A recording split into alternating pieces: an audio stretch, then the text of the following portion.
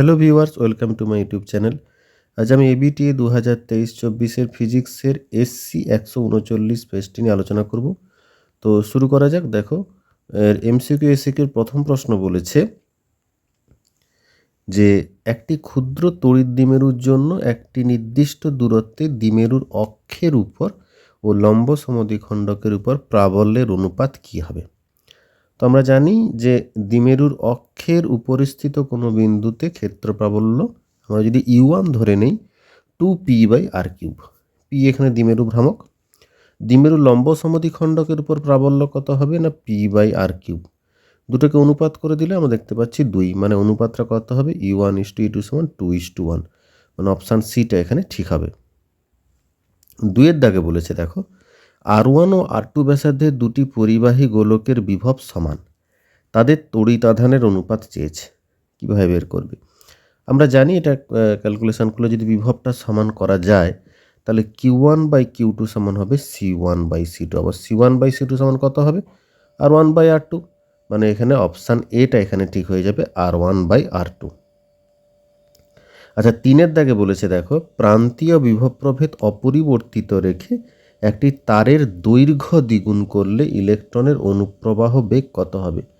তো অনুপ্রবাহ বেগ কি হবে না, এই যে দৈর্ঘ্যটা তার সাথে ব্যস্তানুপাতিক।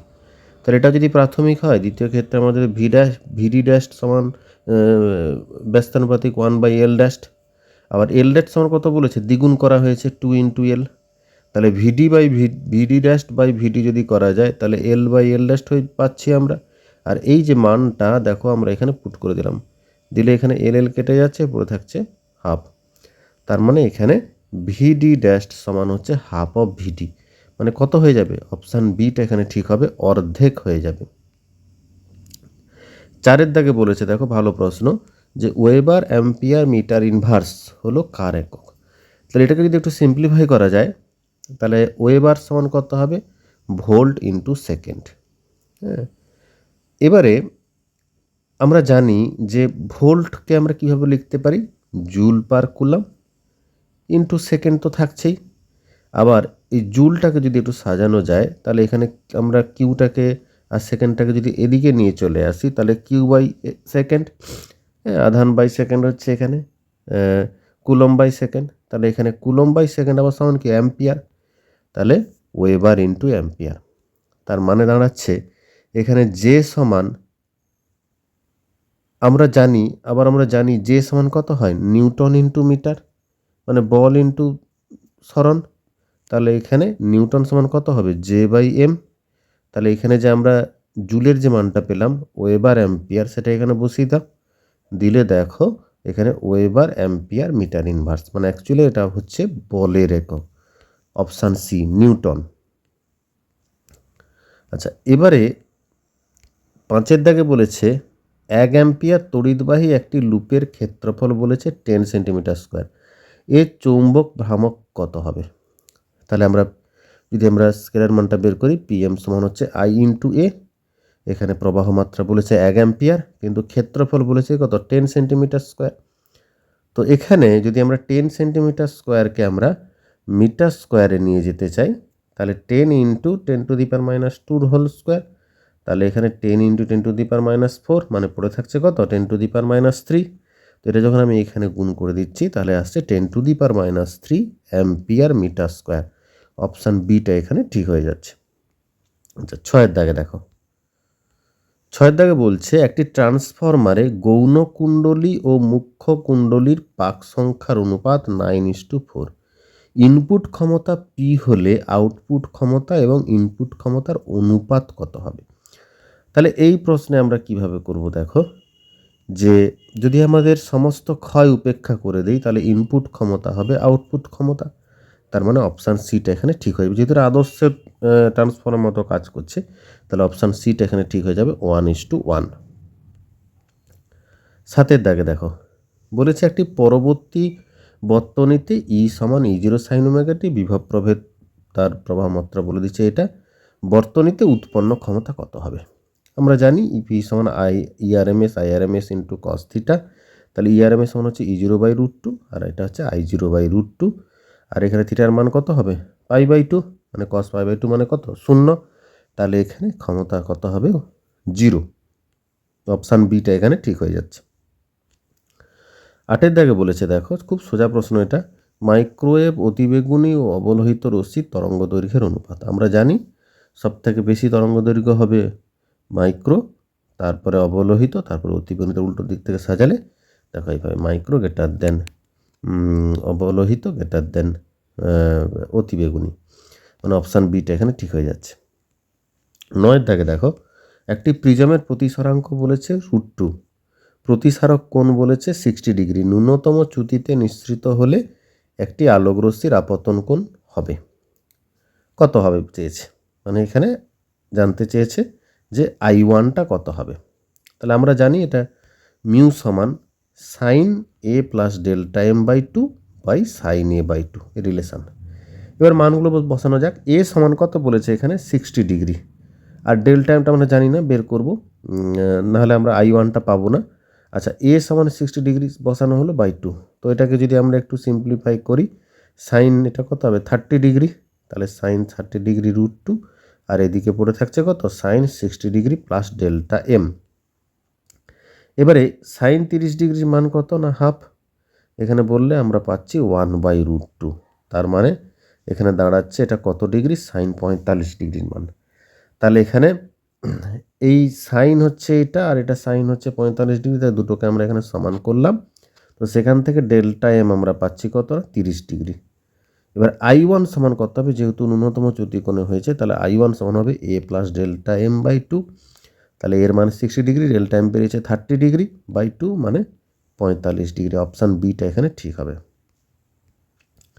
তারপরে বলেছে 10 দাগে, ইয়ংয়ের দ্বিরেখাছিদ্র পরীক্ষায় আলোর যে বর্ণের জন্য ঝালরের বেধ সর্বোচ্চ হয়। আমরা জানি ঝালরের প্রস্থ কত d/d।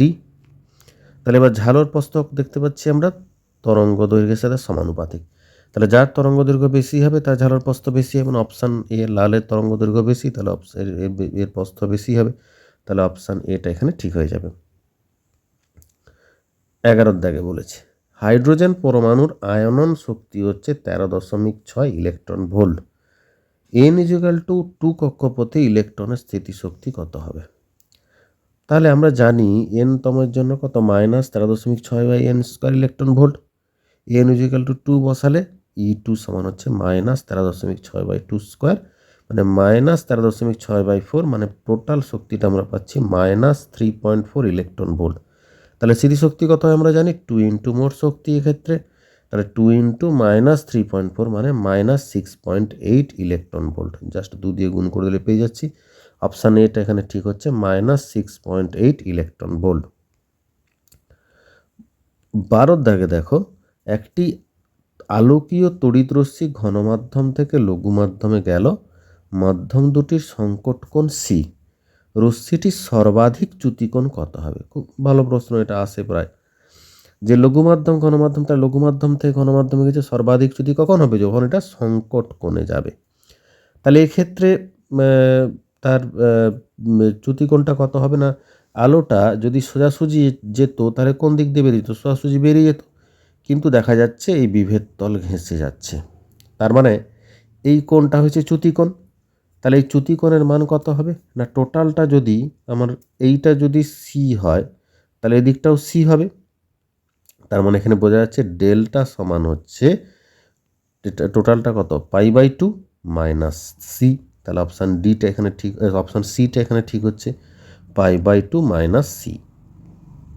13 দাগে বলেছে, তো এটা খুব ভালো প্রশ্ন, একটি সমতলোত্তল লেন্সের ফোকাস দৈর্ঘ্য কত বলে দিয়েছে না, বলেছে 2 সেন্টিমিটার, এর সমতল পৃষ্ঠটি রূপো দিয়ে প্রলেপিত করা আছে, তাহলে ফোকাস দৈর্ঘ্য কত হবে। দেখো এই ধরনের একটা ছবি আসবে যে তোমার এই জায়গাটা সিলভার কালার করা আছে, তাহলে এই জায়গা কিন্তু আর প্রতিসৃত হয়ে আলো যাবে না, যদি আমার এই বরাবর আসে এখান থেকে পড়ে এখানে একবার প্রতিফলিত হবে, এই জায়গায় একবার প্রতিসৃত হয়ে এই জায়গায় প্রতিফলিত হয়ে আবার প্রতিসৃত হয়ে আবার এরকম আসবে। তো সেই জন্য আমরা দেখতে পাচ্ছি যে দুটো যদি আমরা ক্ষমতার কথা ভাবি, তিনটে জায়গায় আমরা পাচ্ছি টোটাল ক্ষমতার কথা, টোটাল ক্ষমতা সমান হবে এই একবার এইটার জন্য, এইখানে পড়ার জন্য, আবার এইখানে প্রতিফলিত হওয়ার জন্য, আবার এই জায়গায় আবার প্রতিসৃত হওয়ার জন্য, তিনটে। এই জন্য পিএল লেন্সের জন্য পিএম আবার পিএল, এই পিএল আর এই দুটো শক্তি তো সমান হবে। যেহেতু দর্পণের ক্ষেত্রে আমরা জানি ফোকাস দৈর্ঘ্য অসীম হয়, মানে দর্পণের ক্ষেত্রে ক্ষমতা কত হয়ে যাবে 0, তাহলে টোটাল ক্ষমতা কত হচ্ছে না 2PL। তাহলে এখানে 2 আমরা জানি 1/f হয়, তাহলে বলে 20, 2/20 মানে 1/10 হলো ক্ষমতা। তাহলে টোটাল এর ফোকাস দৈর্ঘ্য কত হবে, এফ সমান হচ্ছে 1/p, মানে উল্টে যাবে 10 সেন্টিমিটার। তাহলে অপশান এটা হচ্ছে এখানে ঠিক হয়ে যাচ্ছে 10 সেন্টিমিটার। 14 দাগে দেখো বলেছে ইলেকট্রন এবং ফোটনের তরঙ্গ দৈর্ঘ্য একই বিবেচনা করলে কি একই হবে।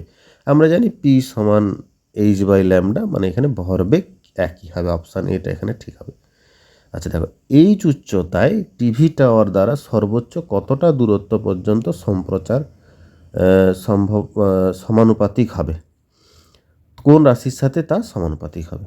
তাহলে এটা জানি, অপশান আমরা জানি যে ডি সমানুপাতিক √h, মানে এখানে অপশান এটা এখানে ঠিক হয়ে যাবে √h। এবার আমরা এসএকিউতে চলে যাব। বলছে যে বোরের কোয়ান্টাম সত্য অনুসারে কোনো ইলেকট্রনের ভূমিস্তরের গতিবেগ ও দ্বিতীয় কক্ষপথের গতিবেগের তুলনায় কত গুণ। তাহলে আমরা জানি যে কক্ষপথের মুখ্য কোয়ান্টাম সংখ্যা যদি n হয়, তাহলে গতিবেগ হচ্ছে vn সমানুপাতিক vn ব্যস্তানুপাতিক 1/n এর সাথে। তাহলে ভূমিস্তরের গতিবেগ বা দ্বিতীয় কক্ষপথের গতিবেগ কী হবে, n এর জায়গায় ভূমিস্তরের জন্য দ্বিতীয় কক্ষপথেরটা এটা ইনভার্স যেহেতু হচ্ছে, এটা দ্বিতীয় কক্ষপথের জন্য এক্ষেত্রে আমরা বসাবো 1/2, আর ভূমিস্তরের জন্য বসাবো কত 1। তাহলে এখানে 2টা উপরে উঠে যাবে, তাহলে এখানে কি হবে না গতিবেগের অনুপাত, তাহলে আমরা পাচ্ছি গতিবেগ কি হয়ে যাবে না ভূমিস্তরের গতিবেগ দ্বিতীয় কক্ষপথের গতিবেগের দ্বিগুণ হয়ে যাবে। আচ্ছা, এরপরে বলেছে একটা বাইনারি থেকে ডেসিমাল করতে বলেছে, এটা তোমার 100,101। তাহলে আমরা জানি 1 × 2^5 plus 0 × 2^4 plus 0 × 2^3 plus 1 × 2 square plus 0 × 2 আর প্লাস 1 × 2^0। তাহলে এগুলো সব ক্যালকুলেশন করে আমরা পাচ্ছি 37 ডেসিমাল। 3টা বলেছে দেখো, অপটিক্যাল ফাইবারে আলোর কোন নীতি ব্যবহৃত হয়। অপটিক্যাল ফাইবারে আলোর অভ্যন্তরীণ পূর্ণ প্রতিফলনকে কাজে লাগানো হয়েছে। আচ্ছা, আরেকটা খুব ভালো প্রশ্ন অথবাতে দিয়েছে দেখো, আরসির একক কী। আরসির একক আমরা জানি এখানে ওহম ইন্টু ফারাড আমি যদি করি, তাহলে এক্ষেত্রে আর এর জন্য ওহম আর ক্যাপাসিটারের একক ফ্যারাড। তাহলে ওহমকে আমি লিখতে পারি ভোল্ট পার অ্যাম্পিয়ার, আর ক্যাপাসিটারকে লিখতে পারি C/V কুলম্ব বাই ভোল্ট। তাহলে এক্ষেত্রে ভোল্ট কেটে যাচ্ছে, তার পরে থাকছে C/অ্যাম্পিয়ার, আবার এই অ্যাম্পিয়ারকে লিখতে পারি আধান বাই মানে কুলম্ব বাই সেকেন্ড। তাহলে এখানে কুলম্ব কাটছে, এসটা মানে সেকেন্ডটা উপরে উঠে যাচ্ছে, তার মানে এখানে অ্যান্সার হবে আরসির একক হলো সেকেন্ড। আচ্ছা, এরপরে 4 দাগে বলেছে দেখো যে এলইডি থেকে দৃশ্যমান আলো নিঃসরণের জন্য ব্যবহৃত একটি অর্ধপরিবাহীর নাম। এক্ষেত্রে এটা বলতে পারো যে এখানে এলইডি দৃশ্যমান আলো নিঃসরণের জন্য ব্যবহৃত হয় সিলিকন কার্বাইডও বলতে পারো। আচ্ছা, অথবাতে বলেছে দেখো যে আলোক ডায়োড কোন বায়াসে কাজ করে। আলোক ডায়োড হচ্ছে বিপরীত বায়াসে কাজ করে। খুব ইম্পর্টেন্ট প্রশ্ন। যাই হোক, আমি এখানে এমসিকিউ এসিকিউ সবই আলোচনা করে দিলাম। যদি কারো কোনো সমস্যা থাকে কমেন্ট বক্সে জানাও, আর চ্যানেলটাকে অবশ্যই সাবস্ক্রাইব করে নাও, আর ভিডিওগুলো শেয়ার করতে থাকো। Best of luck, thank you.